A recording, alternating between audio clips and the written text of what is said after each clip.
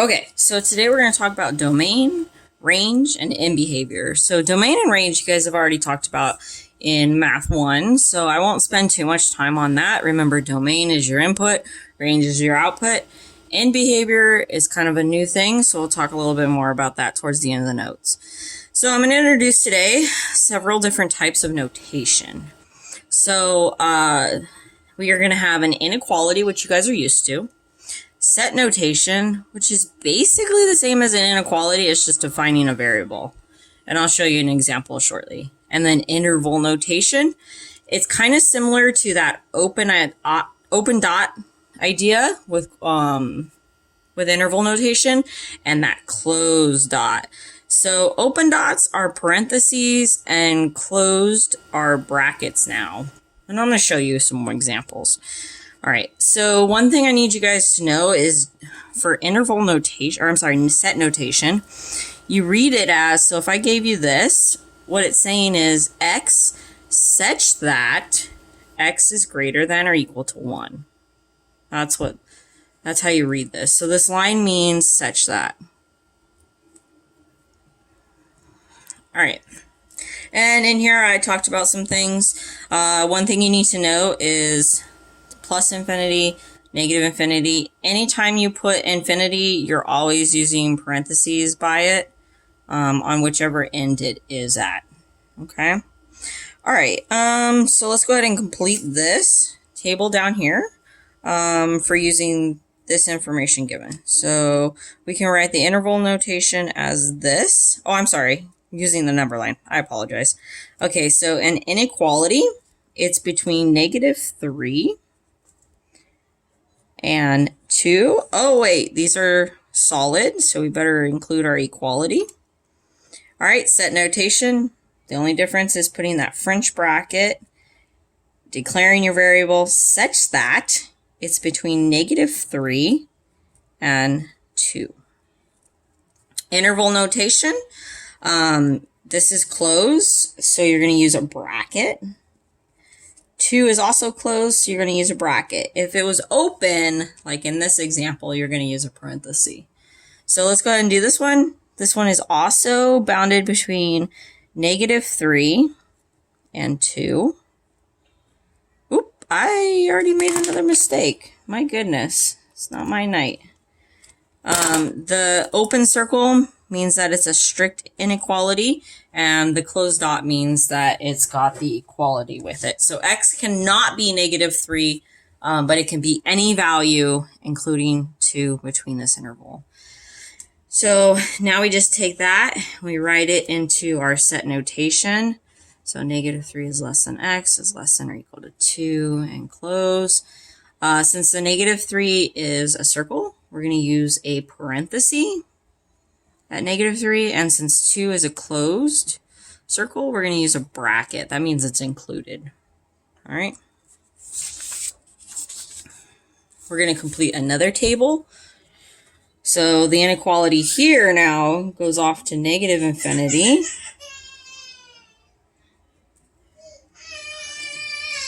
And x stops at 2, including 2. Another way you could write this, which we're used to, is just saying x is less than or equal to 2. Okay. And now to put it in set notation, we're going to write x such that x is less than or equal to 2.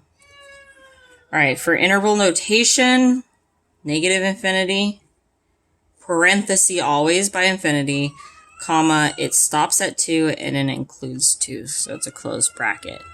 Over here now, we have the situation where the small value is 2. It cannot be 2, so we don't put the bracket, or I mean the line underneath it. And it goes off to positive infinity. Or we know how to write that as 2 is less than x. Write that in set notation, so x such that 2 is less than x. Close your parentheses. All right, so now it's a parenthesis at 2 because it's not including it, and then it goes off to positive infinity, parenthesis, always with infinity. All right, consider the interval shown on the number line. Represent the interval using interval notation. So on this one, it's going to negative infinity and it's going to positive infinity. So it's everything. All right, what numbers are in the interval? Well, all real.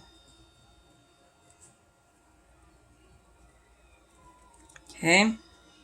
What do the intervals 0 to 5, 0 to 5, and 0 to 5 have in common? What makes them different?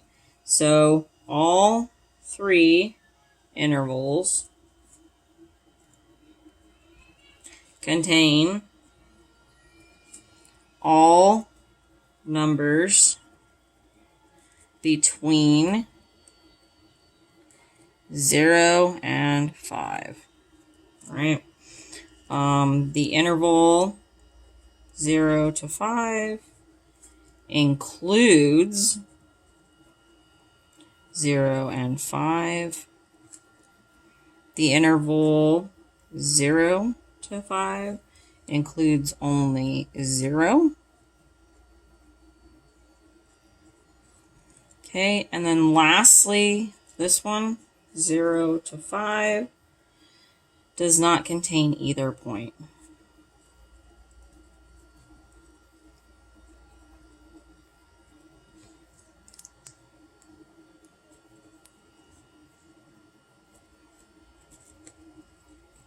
Okay. All right. If we look at this, so this right here represents the union of two sets.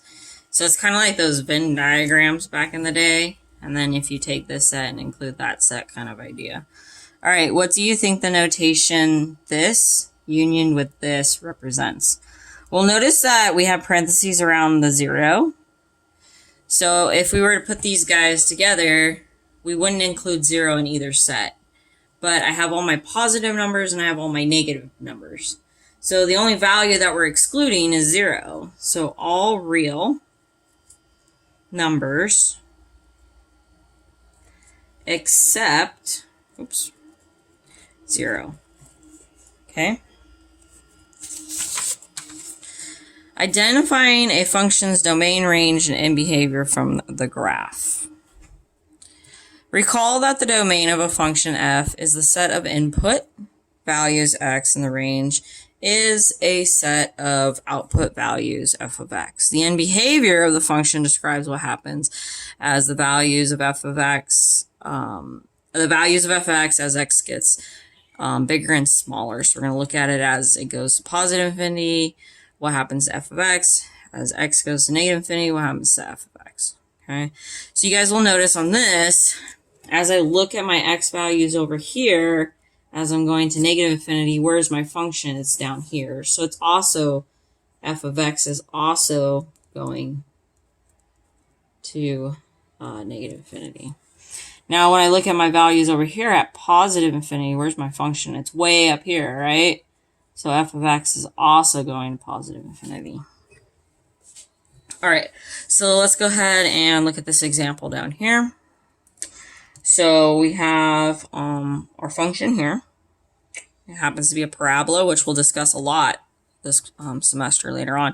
The graph of quadratic function f of x equals x squared is shown. Okay, so the inequality of the domain is all x's can be input. There's no issues with that. Set notation and then interval notation. The range, notice that the function is always above the value of 0. So that means y takes on the values greater than 0. And that's it written in set notation, interval notation.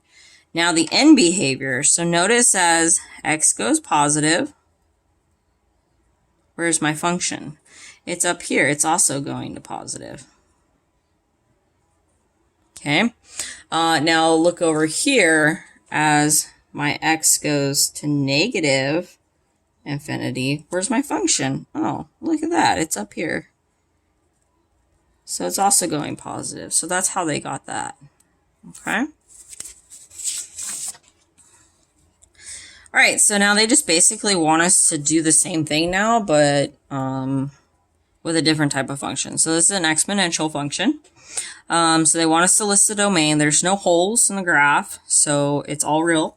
So negative infinity less than x less than positive infinity. Set notation. Well, we have x such that, and I just want to match the other one. Okay, so they just wrote it with the infinity. All right, and then interval notation is going to be negative infinity to positive infinity. Okay, infinities always have parentheses. All right, the range. Well, notice that my function never touches the x-axis, but it does approach this value of 0, right? So that means that y is greater than 0. So set notation would be y is greater than 0. Oops. Y such that y is greater than 0. I'll rewrite it so it's not so sloppy. X such that y such that y is greater than 0. I apologize. Okay, and then we're going to write that in interval notation. So y is greater than 0. So our smallest value is 0, but it never touches the line. And so then it goes off to positive parenthesis. Okay, now we're going to look at the function. What happens to the function as we go to x goes to positive infinity? Well, my function goes to positive infinity. Okay. What happens as my x goes to negative infinity? My function's way down here. It's approaching 0. So f of x approaches 0. So f of x goes to positive infinity, and f of x goes to 0. All right, any questions on that?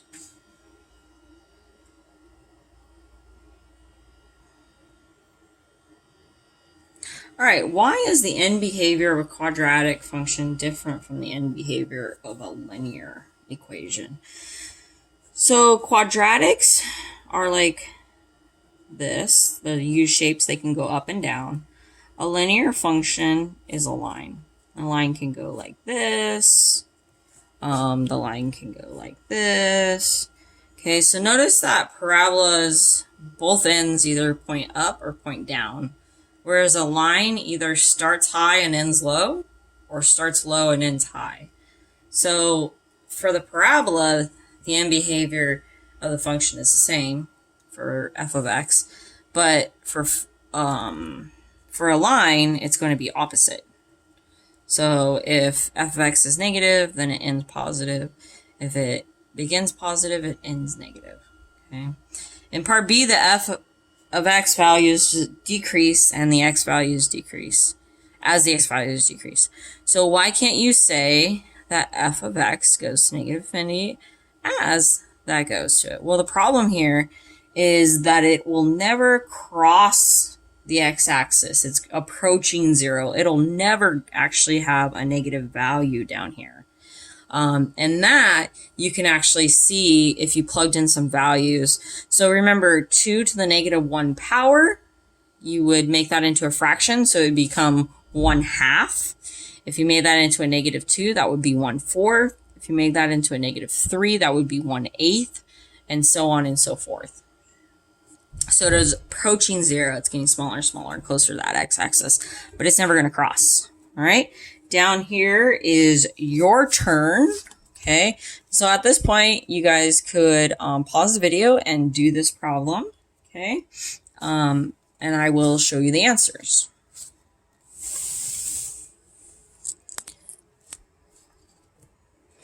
All right. So now that you've unpaused it, you will see right here the domain, the range, and the end behavior of the function. Okay. All right, the next thing we're going to talk about is we're going to talk about functions, but when they have a restricted domain. So normally most functions have all real numbers as their domain, but when you have a restriction like this picture, is when your domain becomes restricted. Okay.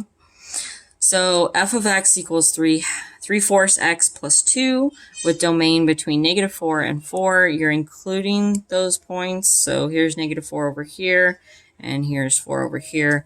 That's why they are closed. Okay. And so you can just see what they did was they took, to see where the function was at the endpoints, they took -4 and they plugged it in, and they got f of -4 or equals -1. So what they did was they just simply plugged that in. So f of -4 is equal to 3/4 times 4 plus 2. These cancel. You're left with -3 plus 2, which gives you a -1. So that's how they got the -1. Then they did a similar thing where they plugged in 4, and they got an output of 5. So we're going to go ahead and actually try one right now. So we want to figure out what's going on in the end. So what we're going to do is we're going to plug in -3. So that's our first step. So we're going to do f of -3. So we have a -3 minus 2.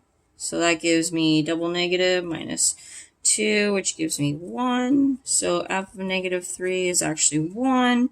So now I have the point -3, comma 1. All right. We can put that on our graph, but no, there is no equality under here. So that means it's not included. All right. So over here, I'm going to find -3, and I'm going to go up to 1, and I'm going to put an open circle. Okay. All right. Now I'm going to go ahead and plot my points, or plot my graph, sorry. So right here, remember my slope is in front of that. So m is equal to -1 over 1. My y-intercept, okay, is b, which is -2.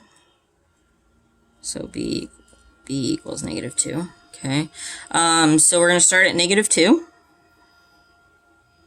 And then from there, we're going to go down 1 and over 1. Okay, down 1, over 1, and so on. So we're going to connect those dots. And there is our line. Okay, so now looking at the domain, they gave it to us here. Okay, notice it's not all real. Now what's the range? The range is for values of y less than 1. So y is less than 1. Can it include 1? No, because it is an open circle. All right. Now here are some that you can try on your own. So you can pause and try those ones.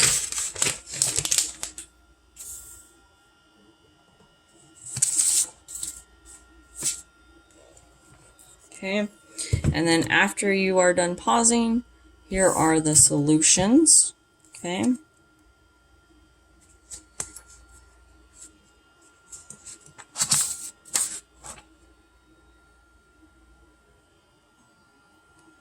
Note for here, the way they got these 2 points is they plugged in -6 and they plugged in 2. The way they got this point is by plugging in the restriction given of 3. And that's how they got those points. Okay.